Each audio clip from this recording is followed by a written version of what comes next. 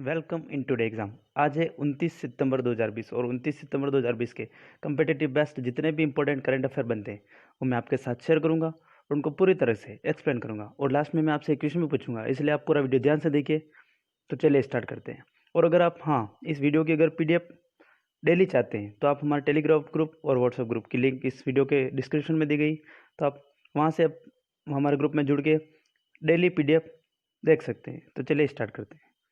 पहला क्वेश्चन है, हाल ही में थॉमस अल्वा एडिसन की स्मृति में दिया जाने वाला पुरस्कार एडिसन पुरस्कार सामाजिक नवाचार के लिए किसने जीता है? तो भी थॉमस अल्वा एडिसन की स्मृति में दिया जाने वाला पुरस्कार एडिसन पुरस्कार सामाजिक नवाचार के लिए अभी टाटा पावर ने जीता है। किसने? टाटा पावर, ये कंपनी है टाटा पावर।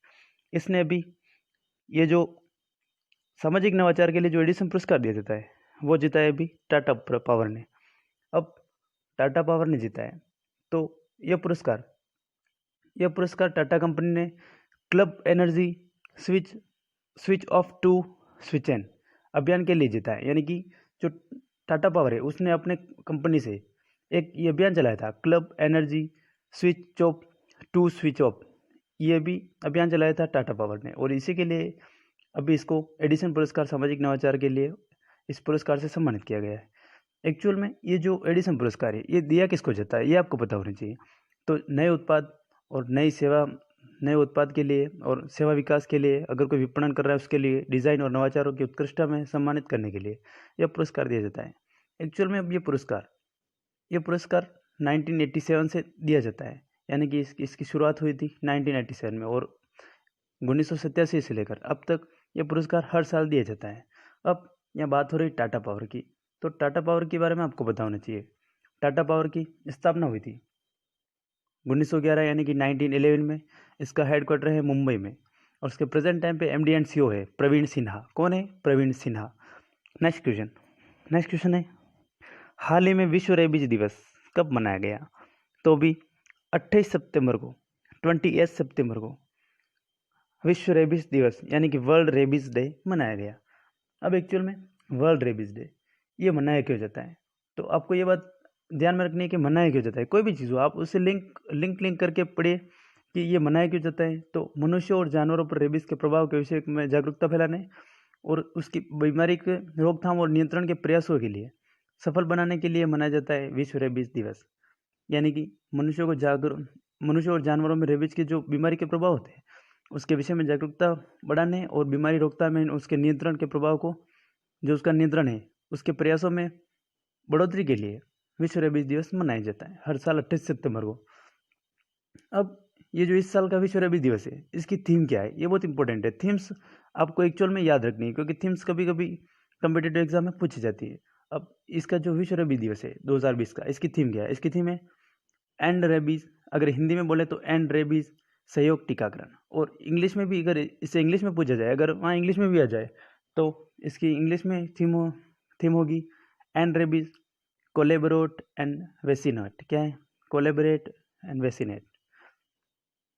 इस क्वेश्चन के बारे में आपको इतनी जानकारी रखनी। अब एक और जो इम्पोर्टेंट डे था वो 28 सितंबर को मनाया गया। वो कौन सा डे था? सूचना की सार्वभौमिक पहुंच के लिए अंतर्राष्ट्रीय दिवस। यानी इसे अगर सिंप्लीफाई में कहे तो सूचना दिवस भी कहते हैं इसको, लेकिन इसका जो पूरा नाम है वो है सूचना की सार्वभौमिक पहुंच के लिए अंतर्राष्ट्रीय दिवस।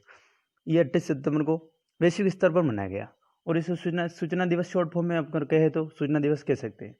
अब ये जो सूचना दिवस है यानी सूचना की सार्वभौमिक पहुंच के लिए अंतर्राष्ट्रीय दिवस, इसकी थीम क्या है 2020 की? इसकी थीम है 2020 की सूचना तक पहुंच। अगर हिंदी बोले तो सूचना तक पहुंच, जीवन बचाना, विश्वास बढ़ाना, आशा लाना। ये इसकी हिंदी में थीम है। अगर इंग्लिश में बोले तो access to information, saving lives, building trust and bringing hope. क्या?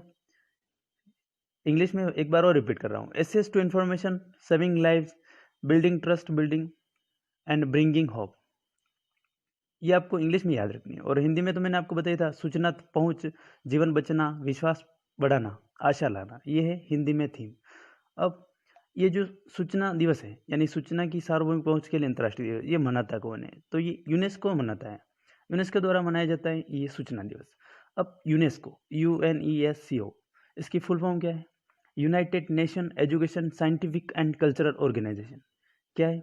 United Nations education scientific and cultural organisation. इसकी स्थापना हुई थी 1945 में और इसका प्रेजेंट टाइम पे जो प्रेसिडेंट है वो है ऑड्रे अजोले। कौन है? Audrey Azoulay. ठीक है। और एक जो फैक्ट था वो क्या हुआ कि कल मैंने पर्यटन दिवस के बारे में जो आपको बताया था, तो उसमें क्या है, मैंने जो इंग्लिश में टर्म बोली थी कि वर्ल्ड ट्रेड डे, वो एक्चुअल में जो वर्ल्ड ट्रेड ऑर्गेनाइजेशन यानी कि यूनाइटेड, वो जो दिवस है विश्व पर्यटन दिवस, वो United Nation World Trade Organization के द्वारा मनाया जाता है। इसीलिए वहाँ पे वो जो ट्रेड वर्ड वो यूज़ ले लिया, लेकिन आप सिंप्लीफाई में आप जो भी और सिंप्लीफाई में यूज़ टूरिज्म को ही लेते हैं, वर्ल्ड टूरिज्म डे। लेकिन कल मैंने ट्रेड बोला तो उसके लिए अधिक से स्टूडेंट कन्फ्यूज़न हुए होंगे, तो इसीलिए वहाँ आप टूरिज्म यूज़ कर सकते हैं, उसमें कोई प्रॉब्लम नहीं है। और अगर बात है इम्पोर्टेंट डेज की, तो आप सितंबर महीने में मैंने सब जो भी जितने भी सितंबर महीने के डेज आए हैं वो मैंने आपको बताए थे। तो आप वीडियो को पॉज कीजिए और जितने भी सितंबर के डेज आए हैं उन सबको आप सीक्वेंस में लिखिए। और अगर आज आप सीक्वेंस में लिखे, फिर नेक्स्ट टाइम कभी अगर मैं बताता हूँ, लेकिन अगर आप सीक्वेंस में कभी आप खुद नोट नहीं करेंगे तो आपको ये चीज़ कभी याद नहीं होगी। इसलिए आप वीडियो को पॉज कीजिए और जितने भी सितंबर महीने के जितने इंपॉर्टेंट डेज है वो सारे सीक्वेंस में एक साथ नोट कीजिए। तो चलिए नेक्स्ट क्वेश्चन है, हाल ही में रूसी ग्रैंड प्रिक्स 2020 किसने जीती? तो भी वाल्टेरी बोटास ने। किसने? वाल्टेरी बोटास ने रशियन ग्रैंड प्रिक्स 2020 यानी 2020 जीती है। तो इसका ऑप्शन सी सही है। अब वाल्टेरी बोटास इन्होंने जीती है रूसी ग्रैंड प्रिक्स 2020। अब इन्होंने रूसी ग्रैंड प्रिक्स 2020 जीती है, तो सेकंड नंबर पे कौन रहते? सेकंड नंबर पे थे मैक्स वर्स्टैपेन और थर्ड नंबर पर रहे थे लुइस हैमिल्टन। अब ये जो वोल्टेरी बोटास है, ये जो इन्होंने रूसी ग्रैंड प्रिक्स 2020 जीती है, तो ये मर्सिडीज कंपनी के ड्राइवर है। किस कंपनी के? मर्सिडीज ड्राइवर कंपनी के। और इनके सीजन की दूसरी जीत है। ये जो सीजन है रूसी ग्रैंड प्रिक्स, इनकी इस सीजन की दूसरी जीत है वाल्टेरी बोटास की। अब जो मैक्स वर्स्टैपेन है जो सेकंड है, ये रेडबुल कंपनी के ड्राइवर हैं। और लुइस हैमिल्टन ये भी मर्सिडीज कंपनी के ही ड्राइवर है जो थर्ड नंबर पर आए हैं रूसी ग्रैंड प्रिक्स में। अब इस क्वेश्चन के बारे में आपको इतनी जानकारी रखनी है। नेक्स्ट क्वेश्चन है, हाल ही में किस देश के मनोनीत प्रधानमंत्री मुस्तफा अदीब, इस टर्म मुस्तफा अदीब ने अपने पद से इस्तीफा दे दिया? तो अभी लेबनान के मनोनीत प्रधानमंत्री मुस्तफा अदीब ने अपने पद से इस्तीफा दे दिया है।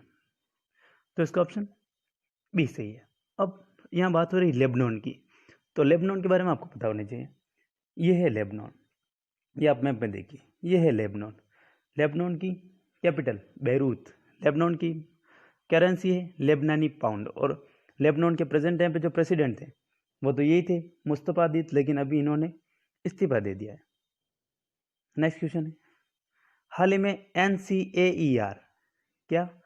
NCAER ने वित्त वर्ष 2021 में भारत की GDP कितने प्रतिशत रहने का अनुमान लगाया?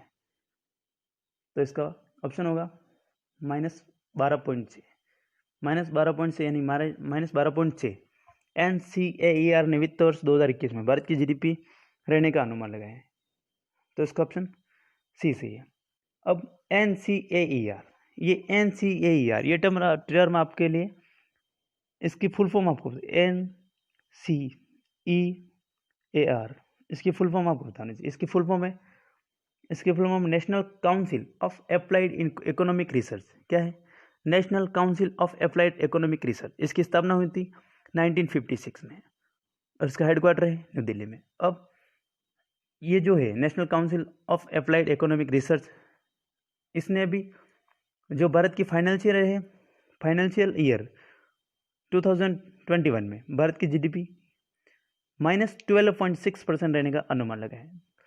अब यहाँ बात हो रही GDP। मैंने आपको कई बार बोला है कि भी GDP बहुत ही चर्चा में, अभी GDP बहुत ही चर्चा में, ये जो भी कुछ जो डेज गए उनमें, इसीलिए GDP का क्वेश्चन बहुत इंपॉर्टेंट है आपके लिए। और जो आने वाले जो कॉम्पिटिटिव एग्जाम है उनमें करंटली ही GDP का जो क्वेश्चन है वो उठ सकता है, इसीलिए GDP आपके लिए बहुत महत्व। अगर GDP बहुत इंपॉर्टेंट है आपके लिए तो GDP की पूरी तरह से डिटेल्स में आपको एक वीडियो अपलोड कर दूंगा, और उस वीडियो में अगर आप वीडियो वो देख लेंगे पूरी तरह से तो आपको विदाउट एनी भी, चाहे GDP से संबंधित कोई भी क्वेश्चन आ जाएगा, आपके एक भी क्वेश्चन प्रॉब्लम से नहीं करेगा।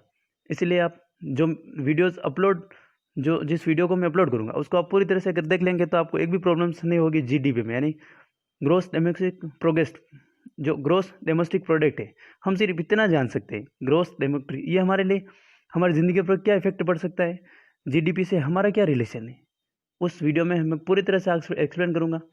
इसलिए आप जीडीपी ये बहुत चर्चा में, इसलिए आपके लिए इंपॉर्टेंट। नेक्स्ट क्वेश्चन है, हाल ही में भारत की महिला चयन समिति की नई प्रमुख कौन बनी है? तो भी नीतू डेविड। कौन? नीतू डेविड भारत की महिला चयन समिति की नई प्रमुख बनी है। तो इसका ऑप्शन बी सही है। अब नीतू डेविड महिला चयन समिति, जो भारत की महिला चयन समिति है उसकी नई प्रमुख बनी है। यानी कि जो बीसीसीआई है उसके जो 5 सदस्यीय महिला राष्ट्रीय चयन पैनल होता है उसके अध्यक्ष भी नीतू डेविड को चुना गया। अब नीतू डेविड को चुना गया तो वो 4 और सदस्य हैं, जो 5 सदस्य होते हैं, तो ये तो है मेन अध्यक्ष उनकी, तो वो 4 सदस्य और कौन है? मिठू मुखर्जी, रेणु मार्गेट, आरती वैद्य और वी कल्पना, ये चारों और अध्यक्ष हैं, जो सदस्य हैं वो हैं। और इन जो 5 सदस्य होते हैं उनमें से अध्यक्ष यानी प्रमुख के रूप में नीतू डेविड को चुना गया। अब यहाँ बात हो रही, अगर ये बीसीसीआई की जो महिला चयन समिति है तो बीसीसीआई का full form the board of control for cricket in India. क्या है बीसीसीआई का full form? The board of control for cricket in India. इसकी स्थापना हुई थी 1928 में। इसका हेडक्वार्टर है मुंबई में और इसके प्रेजेंट टाइम पे प्रेसिडेंट है सौरव गांगुली और इसके प्रेजेंट टाइम पे इंटरिम सीईओ कौन है?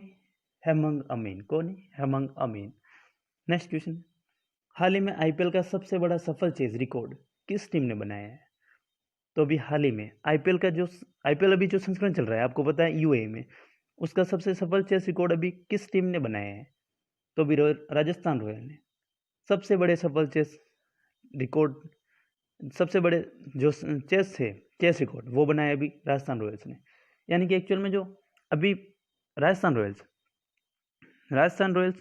और किंग्स इलेवन पंजाब दोनों के बीच जो मैच हुआ था उसमें क्या हुआ कि किंग्स इलेवन पंजाब ने 224 रनों का लक्ष्य रखा था राजस्थान रॉयल के सामने, और राजस्थान रॉयल्स ने, ये आईपीएल का सर्वोच्च लक्ष्य था, और राजस्थान रॉयल ने सफलतापूर्वक आराम से चेस कर लिया।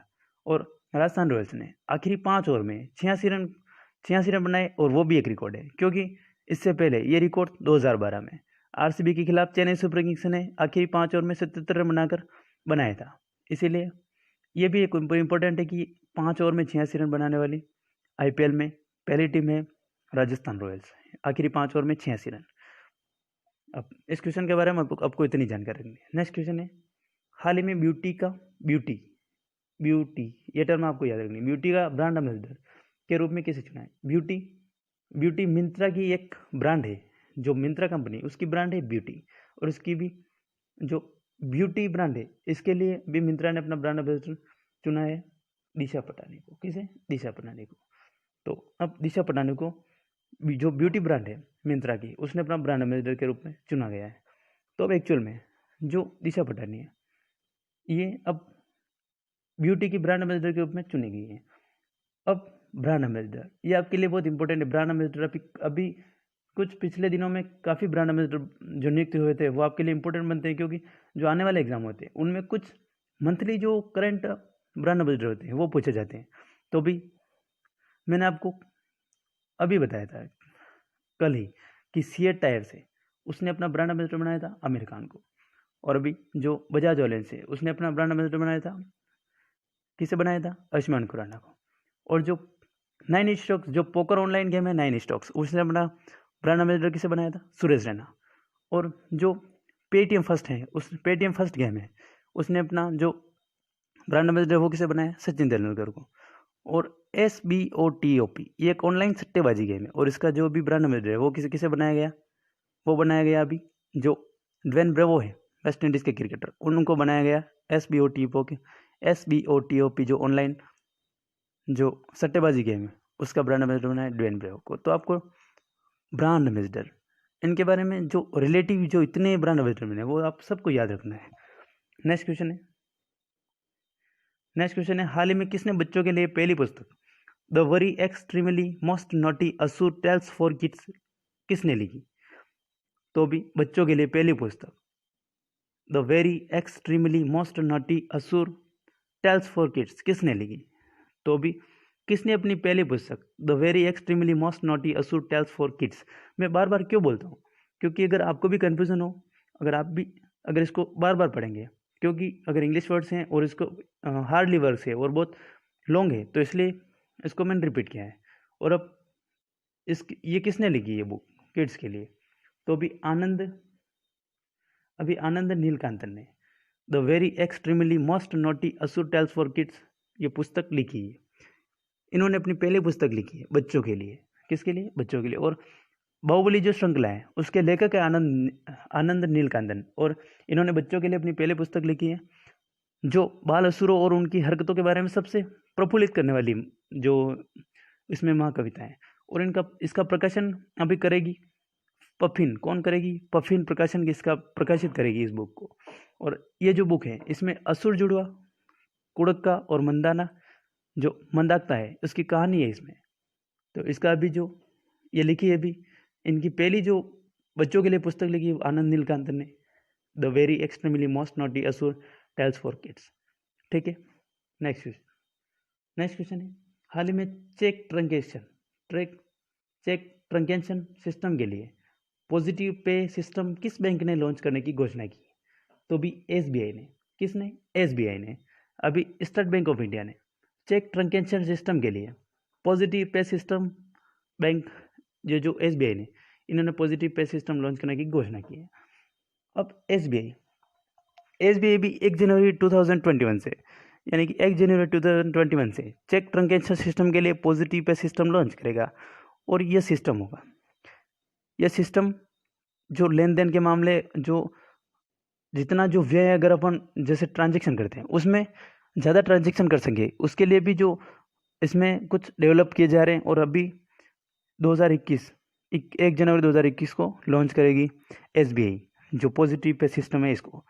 अब यह सिस्टम विकसित कौन करेगा? यह सिस्टम अभी जो एनपीसीआई है, national payments corporation of India, यह विकसित करेगा इस पॉजिटिव पे सिस्टम को। अब यहाँ बात हो रही एसबीआई की, तो एसबीआई के बारे में आपको पता होना चाहिए। एसबीआई की फुल फॉर्म है state bank of India. SBI की स्थापना हुई थी 1 जुलाई 1955 यानी कि 1 जुलाई 1955, और इसका हेडक्वार्टर है मुंबई में। और इसके प्रेजेंट टाइम पे चेयरमैन कौन है? रजनीश कुमार। कौन है? रजनीश कुमार। और नेक्स्ट क्वेश्चन है अब आपके लिए। नेक्स्ट क्वेश्चन है हाल ही में आईएडीआई ने किसे डीएसआईआई के रूप में पहचान देने का निर्णय लिया है? डीएसआईआई इसका मतलब होता है इसका मतलब होता है जो घरेलू व्यवस्थित रूप से महत्वपूर्ण बीमा करता होता है। जो कंपनीज होते हैं वो कौन एक महत्वपूर्ण बीमा करता है, कौन अच्छी इंश्योरेंस दे रही है, कौन अच्छी महत्वपूर्ण कंपनी है, उसके लिए अभी आईएडीआई यानी insurance regulatory and development authority of India, ये गवर्नमेंट एजेंसी है। Insurance regulatory of development and development authority of India. इसने भी जो किसको डीएसआईआई यानी कि कौन अच्छी महत्वपूर्ण बीमा करता है, उस लाइफ इंश्योरेंस कौन सी एक ऐसी कंपनी है उसको भी पहचान देने का निर्णय लिया है। तो भी आईएडीआई ने उपरोक्त तीनों यानी कि LIC, GIC, new India insurance, तीनों कंपनियों को, जो तीनों इंश्योरेंस कंपनियां हैं, जो कंपनीज हैं, इनको डीएसएसआई के रूप में पहचान देने का निर्णय लिया है। यानी कि ये तीनों कंपनीज हैं, इनको डीएसआईआई के रूप में पहचान देगी आईएडीआई यानी कि insurance regulatory and development authority of India. ठीक है। अब एलआईसी, इसकी फुल फॉर्म आपको पता होनी चाहिए, लाइफ इंश्योरेंस कॉरपोरेशन। और जेआईसी के बारे में आपको पता होना चाहिए। और अब यह बात हो रही है ये तीनों कंपनियां, इनको तो भी पहचान यानी कि जो डीएसएसआई के रूप में पहचान देगी आईआरडीआई। तो अब आईआरडीएआई के बारे में आपको पता होना चाहिए। तो आईआरडीएआई इसकी फुल फॉर्म तो मैंने आपको अभी बताई दी, insurance regulatory and development authority of India.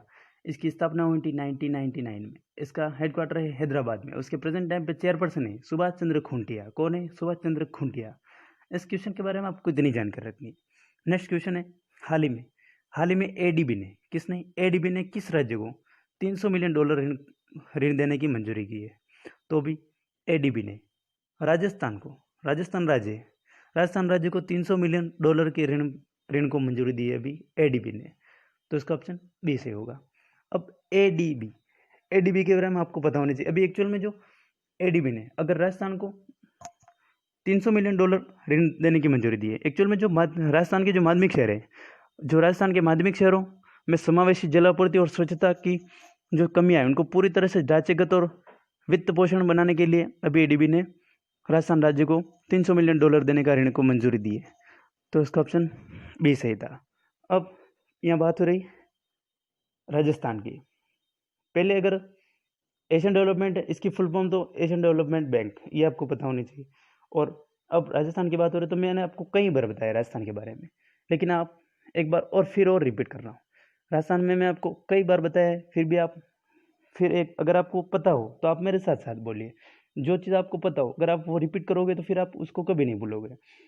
Rajasthan में राजस्थान का भी कैपिटल है जयपुर। राजस्थान के चीफ मिनिस्टर अशोक गहलोत और राजस्थान के गवर्नर है कलराज मिश्र। और भी राजस्थान ने 5 बाइक एम्बुलेंस का शुभारंभ किया है। और अभी राजस्थान ने स्वास्थ्य मित्र नियुक्त किए गए और स्वास्थ्य मित्र राजस्थान में नियुक्त किए गए। तो 2 और मित्र हैं जो किन किन राज्यों में नियुक्त किए गए। आरोग्य मित्र आंध्र प्रदेश में और किसान मित्र हरियाणा में नियुक्त किए गए। अभी राजस्थान में एमएसएमई पारिस्थितिक तंत्र के लिए सिडबी के साथ समझौता किया है। अभी राजस्थान में राजकोप सिटीजन ऐप लॉन्च किया है। राजस्थान में स्माइल ई लर्निंग प्लेटफॉर्म भी शुरू हुआ है। राजस्थान में आयु एवं सेहत साथी ऐप ये भी राजस्थान में शुरू हुआ है। कामधेनु डेयरी योजना ये भी राजस्थान में। और अभी राजस्थान में जो मिल्क के मैंने प्रोडक्ट होते हैं उनके लिए प्योर फ्योर श्योर अभियान चलाया है राजस्थान में। अभी जो इंडिया रसोई का शुभारंभ हुआ है राजस्थान में। कोविड-19 प्रबंध सूचकांक में आपको पता होगा कि अभी जो कोरोना वायरस महामारी चल रही थी उसमें कोविड-19 प्रबंध सूचकांक में राजस्थान टॉप पर है, यानी राजस्थान शीर्ष 1 पर है जो इंडेक्स है उसमें। और अभी राजस्थान की जो इंपॉर्टेंट नेशनल पार्क हैं वो है Sariska national park, Ranthambore national park और डेजर्ट नेशनल पार्क। और जो राजस्थान का एक पक्षी विहार है केला देवगना पक्षी विहार, ये राजस्थान में है। इस राजस्थान के बारे में आपको इतनी जानकारी रखनी है, ठीक है।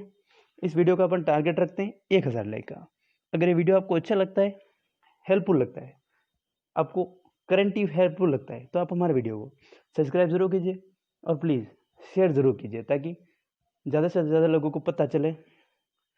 अब मैं आपको हमेशा बोलता हूँ कि जब भी आप सुबह उठते हो तब आप अपने जो भी रात में सोचा हो, रात में अगर आपको सपने आते हैं, लेकिन सपने कैसे आते हैं, अगर आप थिंकिंग सही रखोगे तो आपको थिंकिंग जो आपका टारगेट है उस पर रखनी है। और जब भी आप सुबह उठते हो तब आप उतना सोचो जितना आप पूरा दिन में कर सको और उससे ज़्यादा सोचो।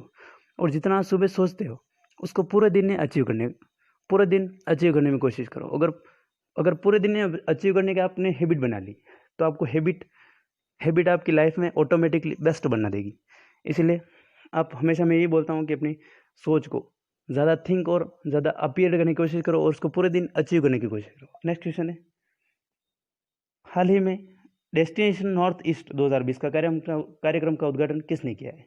तो अभी डेस्टिनेशन नॉर्थ ईस्ट 2020 कार्यक्रम का उद्घाटन प्रेजेंट टाइम पे हमारे केंद्रीय गृह मंत्री अमित शाह, उन्होंने अभी उद्घाटन किया है डेस्टिनेशन नॉर्थ इंडिया 2020 का, ठीक है। तो इसका ऑप्शन सी सही है। अभी एक्चुअल में जो डेस्टिनेशन नॉर्थ ईस्ट 2020 कार्यक्रम है ये हमारे केंद्रीय गृह मंत्री अमित शाह ने इसका उद्घाटन किया है। और ये महोत्सव उभरता हुआ रमणीय स्थल, यानी कि अगर ये जो डेस्टिनेशन नॉर्थ ईस्ट इंडिया, ये जो ईस्ट 2020 है ये कार्यक्रम है, इस महोत्सव की थीम क्या है? इस महोत्सव की थीम है उभरता हुआ रमणीय स्थल, यानी कि अगर इंग्लिश में बोले तो द इमर्जिंग डिलाइटफुल डेस्टिनेशंस। इसके विषय में ये आयोजित किया जाएगा। और ये आयोजित किया क्यों जाएगा? तो जो पर्यटन स्थल है अपने जो भारत के, उन पर्यटन स्थलों को मजबूत और आकर्षण पर ध्यान देने के लिए ये आयोजन किया गया है डेस्टिनेशन नॉर्थ ईस्ट 2020 कार्यक्रम, ठीक है। नेक्स्ट क्वेश्चन है हाल ही में स्पेस स्टेशन ISS में $23 मिलियन का उन्नत बाथरूम कौन लॉन्च करेगा? तो भी नासा। कौन? नासा अभी स्पेस स्टेशन के लिए ISS में $23 मिलियन का उन्नत बाथरूम लॉन्च करेगा। यानी कि अब नासा एक ऐसा जो टॉयलेट बना रहा है जो अंतरिक्ष में, जो भी स्पेस एजेंसी में, जो नीचे से जो स्पेस एजेंसी में जो जाते हैं अंतरिक्ष में जाते हैं, जो जैसे स्पेस में कोई भी जाता है जैसे भी, तो फिर वो उनके लिए वहाँ टॉयलेट की सुविधा होगी। तो ये भी लॉन्च किया है नासा ने, ठीक है। अब एक्चुअल में जो नासा इंटरनेशनल स्पेस स्टेशन है उसने 29 सितंबर को वर्जीनिया में अपनी वालक्स फ्लाइट सुविधा में ISS के लिए नाथ्रोम गुम्मन के लिए पूर्ण आपूर्ति मिशन पर कार्गो के लिए जो कार्गो है उसके साथ टॉयलेट लॉन्च करेगा। और ये यूनिवर्सल वेस्ट मैनेजमेंट सिस्टम होगा और इसमें ये बहुत ही नया और स्पेस टॉयलेट है। इसमें आरामदायक अगर बड़े चालक है तो उसमें उसको जो अंतरिक्ष है उसमें अगर बड़े चालक है तो उसको उपयोग ले सकते हैं। इसीलिए ये भी जो यूनिवर्सल वेस्ट मैनेजमेंट सिस्टम है ये नासा ने भी लॉन्च किया है, ठीक है। नेक्स्ट क्वेश्चन है, हाल ही में एंट्री के ब्रांड एम्बेसडर के रूप में किसे चुना गया है? तो एंट्री के ब्रांड एम्बेसडर के रूप में अभी रोबिन उत्थपा। कौन? रोबिन उत्थपा। रोबिन उत्थपा, इसका ऑप्शन सी होगा। रोबिन उत्थपा ऑप्शन सी को भी एंट्री के ब्रांड एम्बेसडर के रूप में चुना गया। अब एंट्री एक ऐप है, यानी कि नौकरियों के लिए स्थानीय भाषा सीखने की एक ऐप है एंट्री। और इस एंट्री का अभी ब्रांड एम्बेसडर चुना गया है रोबिन उत्थपा को। अब एंट्री के MD एंड CEO कौन है? तो एंट्री के MD एंड CEO है मोहम्मद हिसामुद्दीन। कौन है? मोहम्मद हिसामुद्दीन। अब लास्ट वीडियो का जो मैंने क्वेश्चन पूछा था वो क्वेश्चन पूछा था कि हाल ही में भारत ने किस देश के साथ समुद्री अभ्यास जिमैक्स शुरू किया है? तो भी भारत ने जापान के साथ समुद्री अभ्यास जिमैक्स शुरू किया है। तो इसका ऑप्शन बी सही है। अगर ये वीडियो आपको अच्छा लगता है, हेल्पफुल लगता है, अगर इस क्वेश्चन के बारे में, तो मैं आपको हमेशा बोलता हूँ कि जितने आपको पता हो उस क्वेश्चन के बारे में आप नोट किया करो, क्योंकि जिस चीज़ को अपन नोट करते हैं उस चीज़ को चाहे अपन को याद भी हो फिर भी अपन को नोट करनी है। तो अगर ये वीडियो आपको अच्छा लगता है, हेल्पफुल लगता है, तो प्लीज़ आप सब्सक्राइब ज़रूर करें और इसके बराबर में एक बेल आइकन ज़रूर बनता है, उसको आप टैप करें, ठीक है, ताकि आपको रोज़ सुबह अर्ली मॉर्निंग नोटिफिकेशन प्राप्त हो। और आपके लिए आज का क्वेश्चन है कि हाल ही में किस राज्य सरकार ने एकीकृत पोर्टल यू राइड का शुभारंभ किया है? तो इस क्वेश्चन में आपको 4 ऑप्शन दिए गए हैं। इनमें से जो सही ऑप्शन है वो आपको सेलेक्ट करना है। और इस क्वेश्चन के बारे में आपको जितना ज़्यादा पता हो आप लिखा करो, क्योंकि जो चीज़ें अपन लिख देते फिर अपन उन्हें कभी नहीं बोलते। इसलिए एक बार और रिपीट बोलता हूँ कि प्लीज़ सब्सक्राइब आवर चैनल अगर आप करंट अफेयर्स पढ़ना चाहते हैं तो, और इसके बराबर में एक बेल आइकन उसको ज़रूर प्रेस कीजिए। Best with you. Thanks for watching today exam.